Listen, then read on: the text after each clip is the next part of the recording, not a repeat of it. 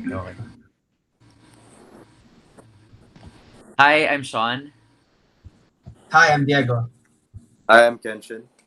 Hi guys, and I'm Raffy. So today we'll be talking about the movie Live Show. Came out in 2001. Director was Jose Javier Reyes. Lead actors Paulo Rivero, Hazel Espinosa, and Marcus Madrigal. Um, Interesting fact about the movie: it was banned because the Catholic Church was complaining to the Philippine government of how frontal it was through poverty and the nudity that it was shown. So due to that, it was banned in the Philippines for theaters and releasing. Um, so my first impressions of the film and what struck me the most was actually being one of the very first Filipino movies I've seen. Kind of left me really shocked on how straightforward it was, on how poverty was, and the point of view that we get from it, and how it's really hard to make a steady income in that situation. And it shows to go how desperate people can get to put food on their families or themselves table.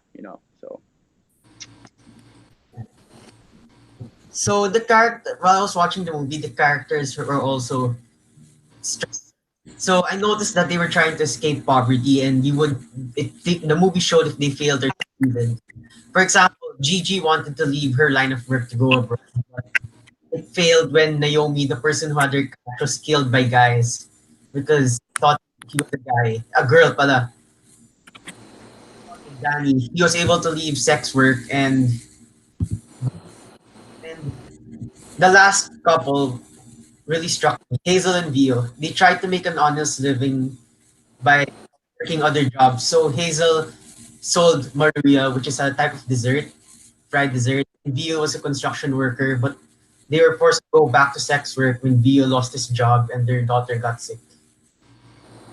And the other lines, there were lines of the movie that struck me. So Rolly was interviewed and said that swerte ang buhay. So the poor believed in luck. And one of his quotes in the movie was that di ko na alam kung anong tama o mali while he was talking to his brother Jake because Jake stole. Considered that his inability to see what was right and wrong was a failure of character. I like how the movie depicted the lives of the poor in such a way that was very human and real. And I agree with Rafi and Diego. Um, the fact that these people had to go through such hardships just to provide for their families, and then some of them wanting to leave but end up coming back to their lines of work. That's um, that's really realistic. Yeah. Yeah.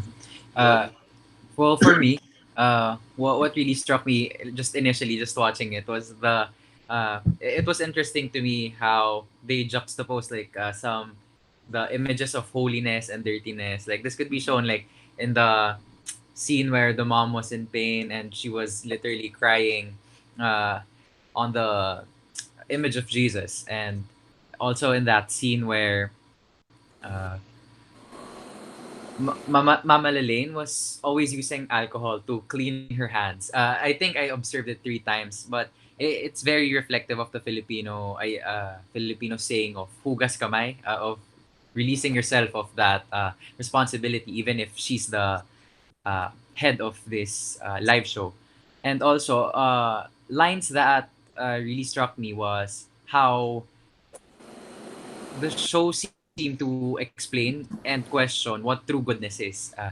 Rolly's lines of kanya-kanya ng linya ng trabaho showed how being a doctor seems to be at par or like in the same level as being a prostitute, and also madaling ipaghiwalay ang tama sa mali para sa mga taong hindi nakakaranas ng hirap.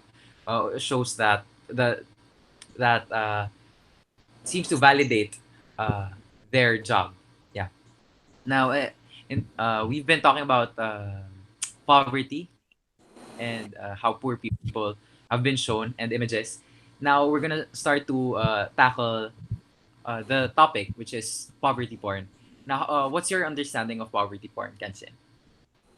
So my understanding of poverty porn is that it is a misinterpretation of poverty in the sense that it only shows the savagery of poverty. For example, in films that show, like in the film we just watched, live show, it showed prostitution. It was a very big theme in live show, and also gang fights, which showcase violence in poverty.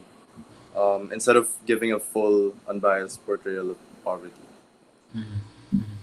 Well, for me, my understanding of poverty porn is the exploitation of imagery to show a heightened or exaggerated version of poverty. This was actually discussed in our readings that poverty porn is usually inaccurate and often done just for shock value.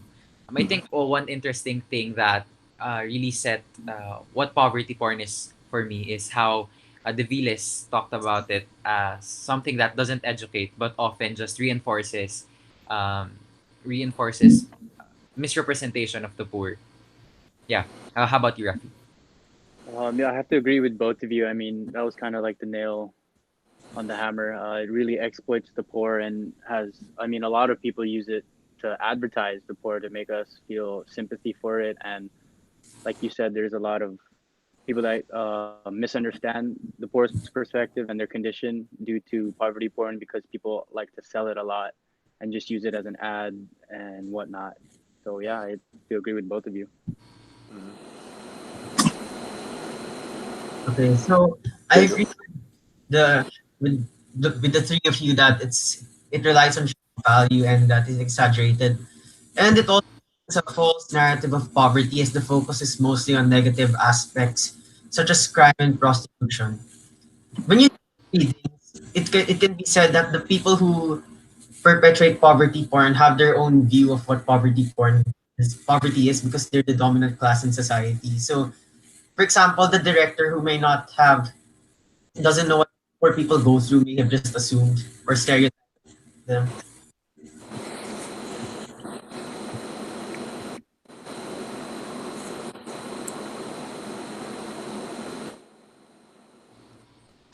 Yeah. Okay. Yeah. Yeah. Okay. Thank you, Diego. Now, we're gonna go to discuss poverty porn and how it is depicted or not depicted in live show. Now, to delve into it, I think we're gonna talk about how first the poor was portrayed in the film, and second how evidences of othering in the film by either the filmmakers, the writer, director, or cinematographer. Then we're gonna discuss how different classes interact with each other in the film. So let's first tackle how the poor was portrayed in the film. So for me, the poor was visually the poor were shown living in chaos, filth. Like this could be seen. It's a normal, a typical trope in Philippine movies, Philippine film, Philippine TV. That squatter.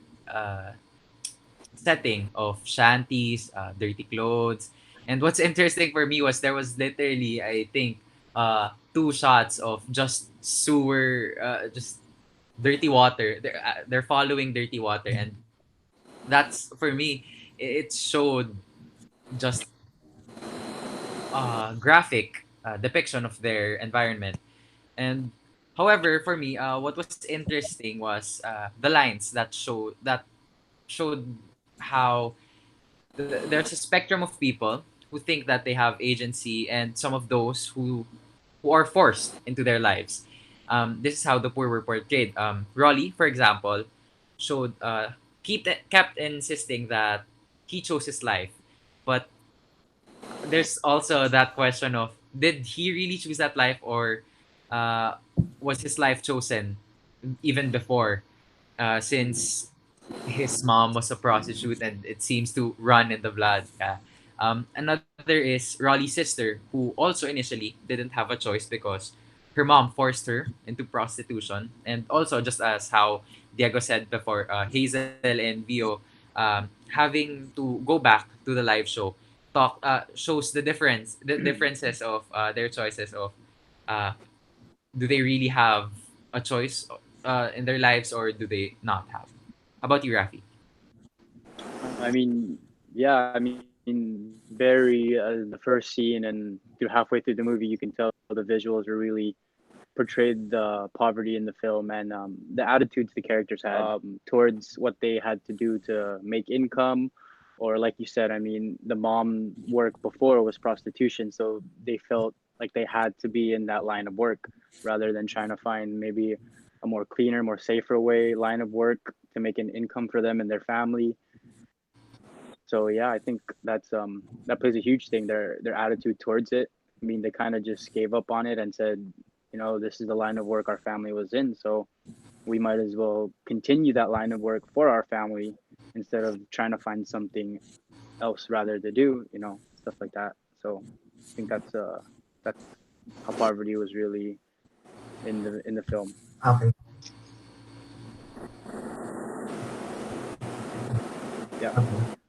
To answer Rafi's point, the poor people, okay, in Raleigh's family's case, were dirty because they were engaged in. So to really push the that people thought they were dirty, Franco, who's another person in the village, is also poor. He kept judging Raleigh for doing sex work when he himself was a crook who steals for a living. So there's like kind of a hypocrisy there. And they're also portrayed as putting their family first, and yet they still have to hear insults about their work. This is most apparent with Gigi, the person who wanted to go to Japan. It's like she was giving her relative, they kept asking her for so much, and then they would just insult her for her work. Like one of her doesn't want the siblings to end up with their elder sister, and I think that's the point. Mm. I agree with all three of you that the poor were portrayed as dirty people living in really filthy environments. Um, but they are also shown to strive to make a change in their families' lives through their line of work. And although I agree with Sean and Rafi earlier when they said um, that they sort of just gave up on finding a new line of work because they saw that their mom was into prostitution, so they just ended up following in her footsteps. I agree with that. And in a way, the poor were um, all this. They were portrayed as people who were alienated from those with normal backgrounds. And with that in mind, what do you guys think? Do you guys do you guys think there's evidence of othering in the by the filmmakers, writers, directors, or Mm-hmm. cinematographers? Uh, for me, I think there's a balance between seeing the poor as a spectacle, but I think what's really interesting about the film is uh, there's also this side of Raleigh's narration, seeing that these images, these stark images of prostitution, of the live show itself, uh, they're substantiated and seemingly it's validated by Raleigh's narration. It shows how Raleigh explained that this kind of work is what they have to do, or sometimes what they choose to do. I think that's a strong way of putting the two together and letting the audience perceive it. Yeah, I think the striking visuals, contradicted by words that aim to explain it, show a sense of othering, but also a sense of familiarity towards the characters. How about you, Rafi? Yeah, I mean, I like I said in the introduction and stuff that the visuals really stuck out to me and really caught my eye because it was one of those films that really the visuals did more talking than the actual scene to me. Like in the beginning where Rolly walks into his mom, you know, in that scene, and then the next scene transition explains him walking into his mom on the bed laying down, and him just talking to his mom, interacting. It just kind of really already explained that, oh, he was already in that line of work. And I also have to agree with what you said with his narration. I mean, that was really spot on about it. How, like we said before, like it was their line of work in their family. You know, kind of how otherness is really portrayed in that sense. You know, they're not really looking for, like we said, another line of work or anything else. What about you, Diego? I agree with both Sean and Rafi, and it's not just Rolly whose narration validated or substantiated the film. The other characters also fleshed it out as well. For example, Mm-hmm. Rosie, the one sex worker who to see her child, but since she gave him away, the child didn't like her, so she wanted to kill herself. So they tackled mental issues in a way, and also the other characters really want to escape. They gained their motivation for wanting to leave her and not just stay in their position. Hmm. So good Um, balance. I agree with all three of you. Um, and like as Sean said, there was a balance due to Rolly's narration through because we saw Rolly's way of life and we knew his context, not just we didn't just see him as a subject, we also saw him as like an actual human being. And so, how do you guys think the film's characters of different classes interacted with each other? Okay. Diego? So it's me. For me, the I noticed like when they were having sex, you could tell that it was like the people who were watching. I felt that they felt superior to the people that they were watching. And there's this scene in the movie which really drives this home. There's the scene where the rich guy hires Rolly and Gigi to do a performance in front of his guests, and the people seem to treat objects or something to gawk at. It's like a spectacle or a carnival thing. It's like they don't see the performance as people. So there's other objectification between the two. Yeah. Yeah. There was definitely a show of dominance by those who had money or power towards those who did not. As you said, yeah, the people who were viewing the live show, they had a sense of superiority towards the people they were watching. What do you think, Sean? Mm-hmm. Yeah.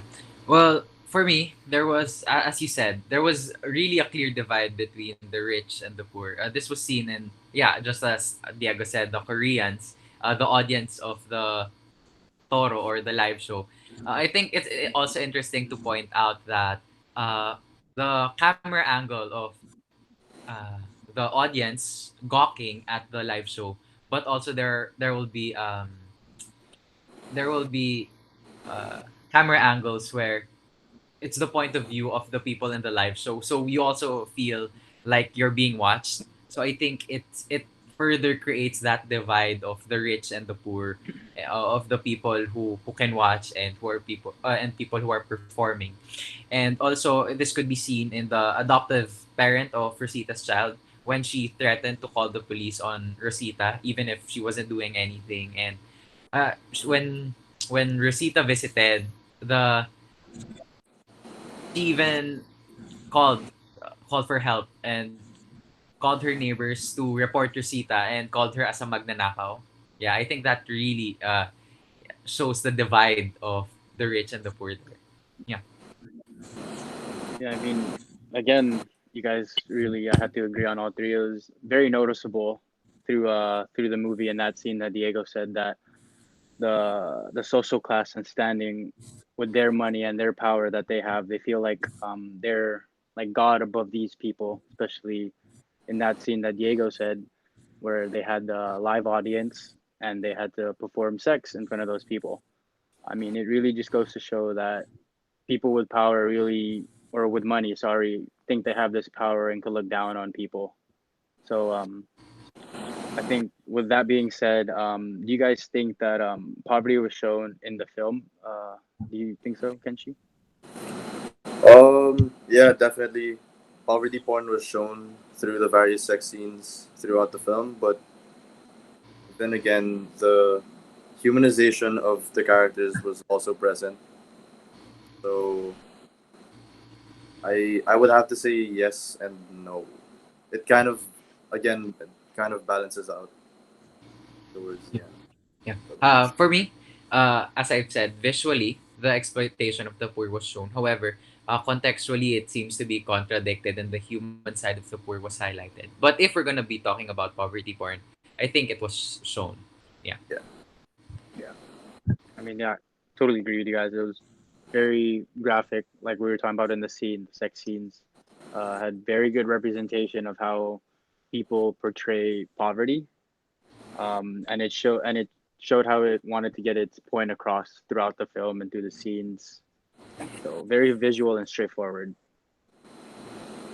Yeah, I agree with the three of you about the sex scenes, but I think I can also add the scene where Jake, the brother of Rolly, his friend Jojo robbed the woman in the marketplace and he ended up getting beat up. So that shows another side of the negative aspect of poverty porn, but the humanity of the other characters was emphasized in other scenes. So I agree it's both yes and no. Yeah. All right. Okay, so just to conclude everything, I'm just gonna summarize everything that we said about poverty porn. So first, we discussed poverty porn as the misrepresentation of the poor by using exaggerated, exploitative, and uninformed depictions. As you guys said, this is done for shock value and to create a seemingly uninformed and unrealistic perception of the poor. Um, Now, generally, was poverty porn seen in the film? There was really a discussion of yes and no, but if you were to tally it, poverty porn was seen in the film because of the visuals that emphasize the unappealing parts of poverty. Now, to leave with our audiences, how can we emulate or avoid some accurate or inaccurate depictions of the poor? Kenshin. Uh,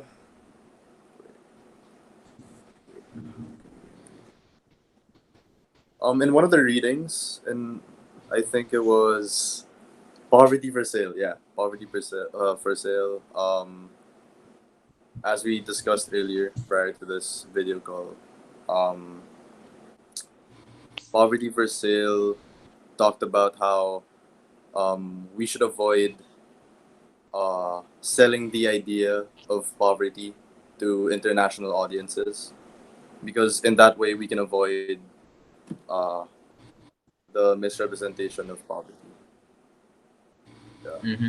Yeah. Okay, Uh, so how Can about I you? add to that? Yeah, sure. Rafi. I mean, I think to add to that, I think getting an input from actually someone part of that community, as in they were from that community of being poor, to actually finding a line of work that they can get going, a good business, and come up and be, well off or wealthy. I think getting that information from them or how it really was to to really to really balance out the movies that come out with false information about the poverty, and to get that information to actually come out with a movie with realistic representation of poverty. I think that would be one great way to not get those two mixed up and have a misunderstanding between the two. Yeah. Yeah. Diego, anything to add? actually the acquiring input from people who were part of the community or are part actually goes back to the our readings about representation and that video we watched at the very start. Yeah. Mm-hmm. Yeah, I totally agree. All right, so that's all the time we have. Thank you for watching. This is our discussion on poverty porn and as seen in live show. All right. You